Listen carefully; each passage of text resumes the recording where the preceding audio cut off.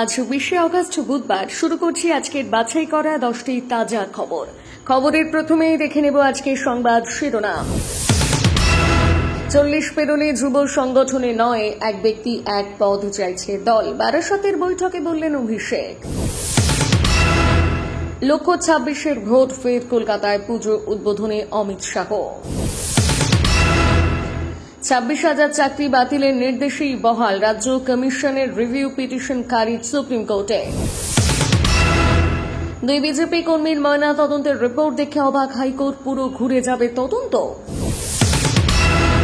সারদা কেলেঙ্কারি 3টি মামলায় বেকসুর খালাস সুদীপ্ত সেন ও দেবযানী মুখোপাধ্যায়। 12 বছর ধরে চলছিল টানাপোড়েন।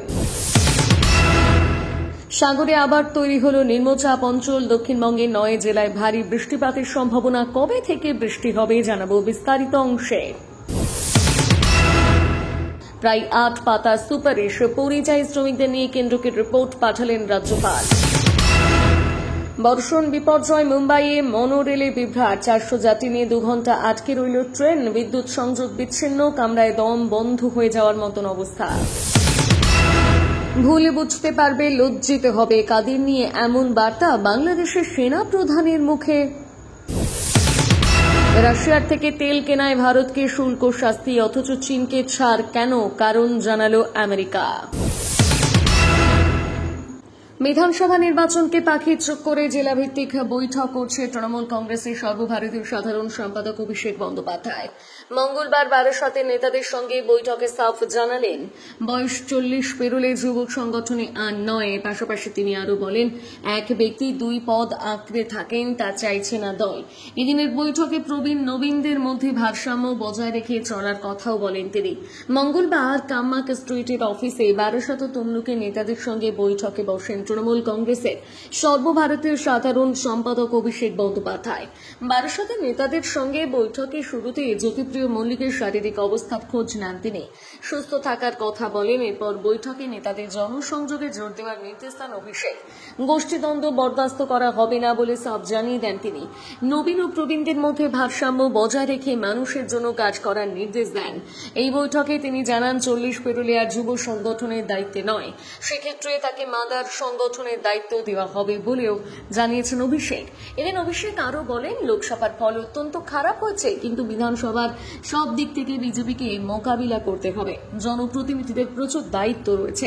প্রত্যেকে নিজের জেলায় নিজের কেন্দ্রে জনসংযোগ বাড়ানোর নির্দেশ দেন তিনি। প্রতি মুহূর্তে মানুষের পাশে থাকতে হবে, নির্দেশ তৃণমূল সেনাপতির। আপনি কোন জেলা থেকে আমাদের ভিডিওটি দেখছেন অবশ্যই কমেন্টের মাধ্যমে জানাবেন। ফিরে আসছি পরবর্তী খবরে। 26-এর ভোট সামনে রেখে ফের বাংলায় দুর্গোৎসবে আসবেন কেন্দ্রীয় স্বরাষ্ট্রমন্ত্রী অমিত শাহ। 2023 সালে শেষ এসেছিলেন লোকসভা ভোটের আগে, 24-এ আসেননি। এবার 2025 সালে দুর্গাপুজোর উদ্বোধনে ফের রাজ্যে আসছেন শাহ। লক্ষ্য 26-এর বিধানসভা ভোটের প্রচার। বিজেপি শাসিত ভিন রাজ্যে বাঙালি তথা বাংলা ভাষীদের উপর লাগাতার আক্রমণের অভিযোগ। বাঙালি পার্টি হতে চাওয়া এ রাজ্যের পদ্ম শিবিরকে বিড়ম্বনায় ফেলেছে।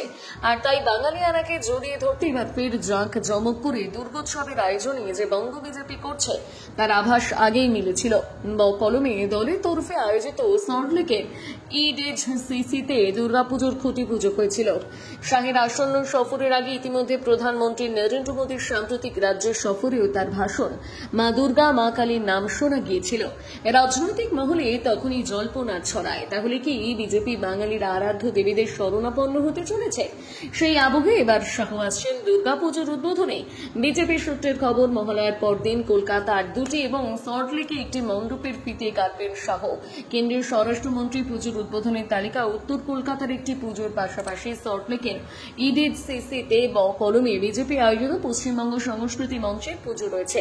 গত বছর পুজোর সময় বিজেপির সর্বভারতীয় সভাপতি জেপি নাড্ডা এসেছিলেন। উত্তর কলকাতা এবং হাওড়া মিলিয়ে মোট 2টি পুজোর উদ্বোধন করেছিলেন। এবার আসছেন অমিত শাহ। সুপ্রিয় দর্শক, আমাদের খবরগুলি আপনাদের ভালো লাগলে অবশ্যই লাইক করে দেবেন। স্কুল সার্ভিস কমিশনের মাধ্যমে নিযুক্ত 26,000 শিক্ষক ও অশিক্ষক কর্মীর নিয়োগ বাতিল করেছিল সুপ্রিম কোর্ট। সেই রায় পুনর্বিবেচনার আবেদন জানিয়ে সুপ্রিম কোর্টে রিভিউ পিটিশন দাখিল করেছিল রাজ্য সরকার। সেই সঙ্গে চাকরিহারা শিক্ষক ও অশিক্ষক কর্মীরাও আবেদন জানিয়েছিলেন সুপ্রিম কোর্টে। মঙ্গলবার সেই সব আবেদন খারিজ করে দিল সর্বোচ্চ আদালত। সুপ্রিম কোর্টের এই রায় যেমন চাকরিহারাদের জন্য বড় ধাক্কা, তেমনি বড় ধাক্কা রাজ্য সরকারের জন্য। নিয়োগ প্রক্রিয়ায় দুর্নীতি এবং অনিয়মের অভিযোগে এর আগে গত 3 এপ্রিল এসএসসির 26,000 চাকরি বাতিল করার নির্দেশ দিয়েছিল দেশের সর্বোচ্চ আদালত। তৎকালীন প্রধান বিচারপতি সঞ্জীব খান্না এবং বিচারপতি সঞ্জয় কুমারের বেঞ্চ 2016 সালে পুরো প্যানেল বাতিল করে দেয়। সুপ্রিম কোর্ট জানিয়েছিল তথ্য সঠিক না থাকার কারণে যোগ্য এবং অযোগ্যদের আলাদা করা সম্ভব হয়নি। সেই কারণে পুরো প্যানেলটাই বাতিল করা হচ্ছে। শুধু প্যানেল বাতিল করা নয়, সুপ্রিম কোর্ট নির্দেশ দিয়েছিল নতুন করে নিয়োগ প্রক্রিয়া শুরু করতে হবে এসএসসিকে। দাগি তথা চিহ্নিত অযোগ্যদের বেতনের টাকা ফেরত দিতে হবে। 3 এপ্রিল সুপ্রিম কোর্ট এসএসসি মামলায় রায় ঘোষণা করেছিল। আর 3 মে রাজ্য সরকার রিভিউ পিটিশন করতে চেয়ে আবেদন জানায়। তবে সেই সময় আইনজীবীদের অনেকেই আশঙ্কা প্রকাশ করেছিলেন সুপ্রিম কোর্ট এই আবেদন গ্রহণ করার সম্ভাবনা কম। ফেরদৌস শামীমের মতো আইনজীবীদের বক্তব্য ছিল যে কারণে সর্বোচ্চ আদালত গোটা প্যানেল বাতিল করেছে, তারপর এই রায় পুনর্বিবেচনা হওয়ার আশা ক্ষীণ। তিনি বলেছিলেন বেশিরভাগ মামলায় দেখা দিয়েছে তথ্যগত কোনো বিভ্রান্তি বা ভুল থাকলে আদালত রায় পরিবর্তন করে, এক্ষেত্রে তেমন কিছু নেই। বন্ধুরা, এই ভিডিওটিতে আমরা 1000টি লাইক টার্গেট করেছি। আশা করছি আপনারা লাইক করে আমাদের উৎসাহিত করবেন। পূর্ব মেদিনীপুরের খেজুরিতে জলসা দেখতে গিয়ে উদ্ধার হয়েছিল 2 বিজেপি কর্মী সুজিত দাস আর সুধীর পাইকের দেহ। পরিবার প্রথম থেকেই খুনের অভিযোগ করেছিলেন, কিন্তু ময়না তদন্তের রিপোর্ট আসার পর রাজ্য পুলিশ জানায় বিদ্যুৎপৃষ্ট হয়ে দুজনের মৃত্যু হয়েছে।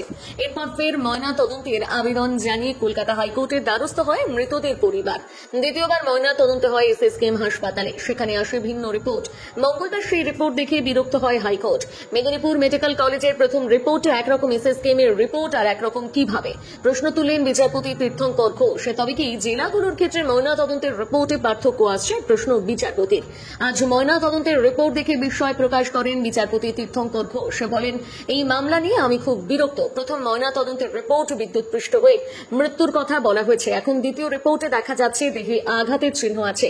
বিস্ময় প্রকাশ বিচারপতি তীর্থঙ্কর ঘোষের। বিচারপতি ঘোষের প্রশ্ন, মেদিনীপুর মেডিকেল কলেজের রিপোর্টের সঙ্গে এসএসকেএম এর রিপোর্টের পার্থক্য রয়েছে, এরকম কেন হবে? অনেক দূরবর্তী জেলার ক্ষেত্রেই এরকম দেখা যাচ্ছে। জেলার ফরেন্সিক আধিকারিকরা কি অভিজ্ঞ নন, নাকি তাদের স্থানীয় ব্যক্তিদের উপর নির্ভর করতে হচ্ছে? তার আরো মন্তব্য, তদন্তকারী সংস্থায় পরিবর্তন করতে হবে, উচ্চপদস্থ পুলিশ কর্তাদের নিযুক্ত করতে হবে।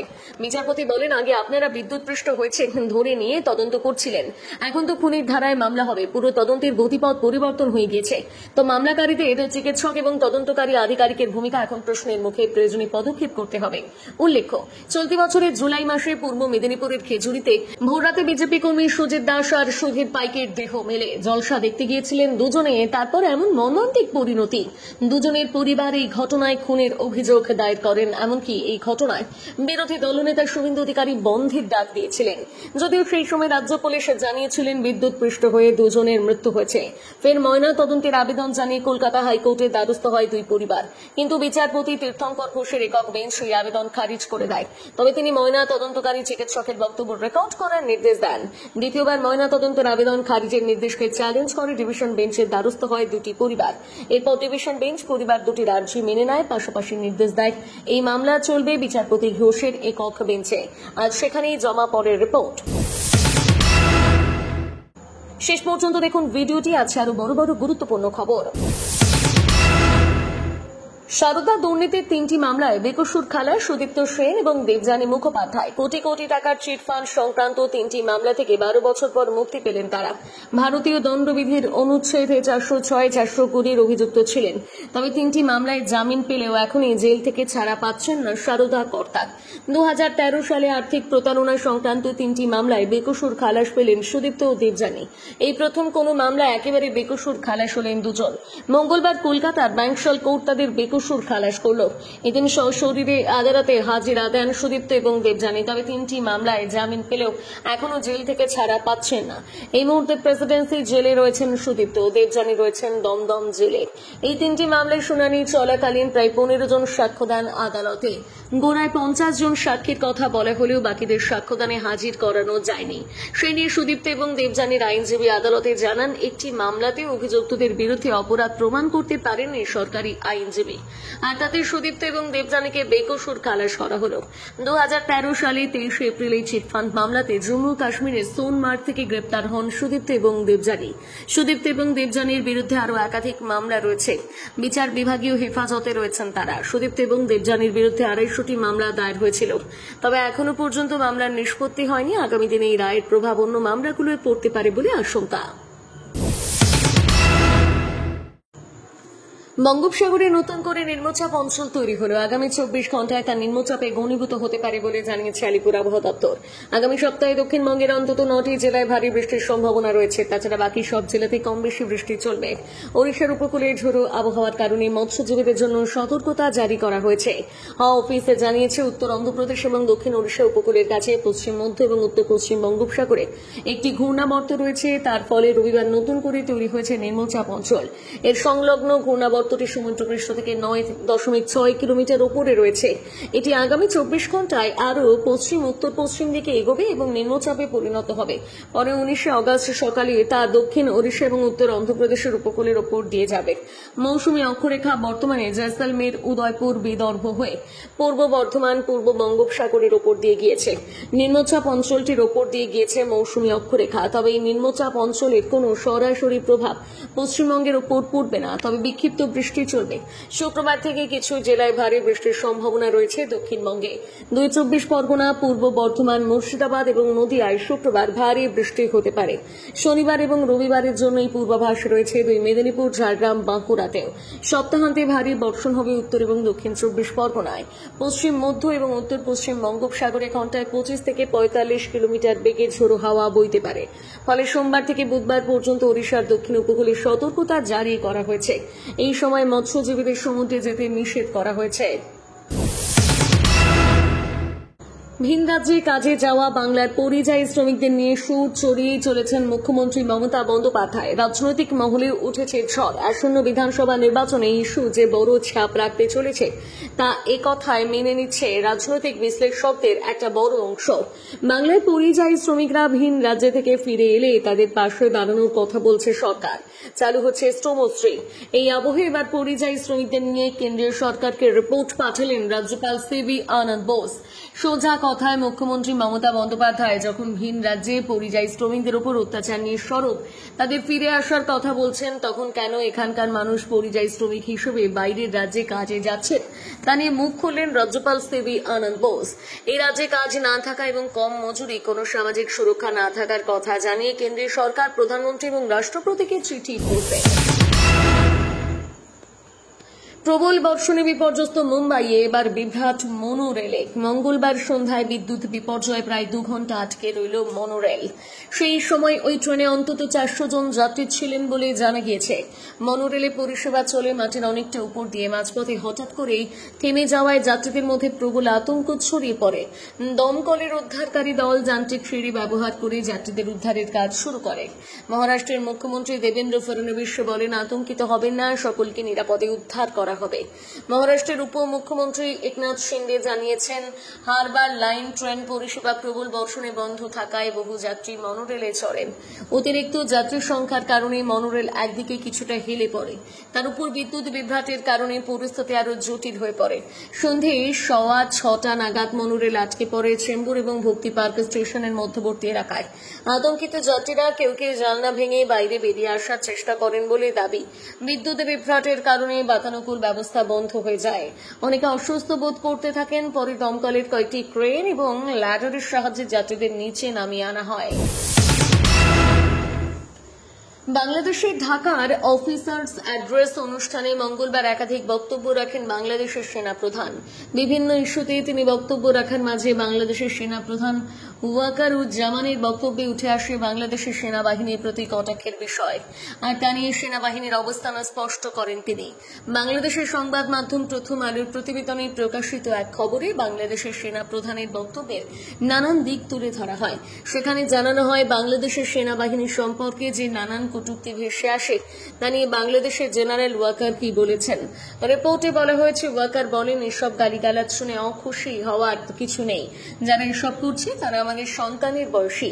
ওরা বড় হলে নিজেদের ভুল বুঝতে পারবে, তখন লজ্জিত হবে। ঢাকায় বাংলাদেশের সেনাবাহিনীর সেনানিবাসে দিনের অফিসার্স অ্যাড্রেসে সে দেশের সেনার বহু তাবর অফিসাররা উপস্থিত ছিলেন। সেনাবাহিনীর ঊর্ধ্বতন কর্মকর্তারা সশরীরে উপস্থিত এবং ভার্চুয়ালি যুক্ত ছিলেন বলে মিডিয়া রিপোর্টে উঠে আসে। এদিনের বৈঠকে বাংলাদেশের সুষ্ঠু নির্বাচনের প্রক্রিয়ায় সে দেশের সরকারকে সহযোগিতা করার বার্তা দেন সেনাপ্রধান। বাংলাদেশের ছাত্র জনতা অভ্যুত্থানের পর সে দেশের সেনাবাহিনী ময়দানে নেমে বহু দায়িত্ব পালন করেছে। এই প্রসঙ্গে ওয়াকারুজ্জামান বলেন, সবার সঙ্গে ভালো সম্পর্ক বজায় রাখতে হবে, দূরত্ব থাকলে তা দূর করতে হবে। সেনাপ্রধান বলেন, সেনাবাহিনী একটি পেশাদার সংগঠন, মাঠে দায়িত্ব পালনে সেই পেশাদারত্ব দেখাতে হবে।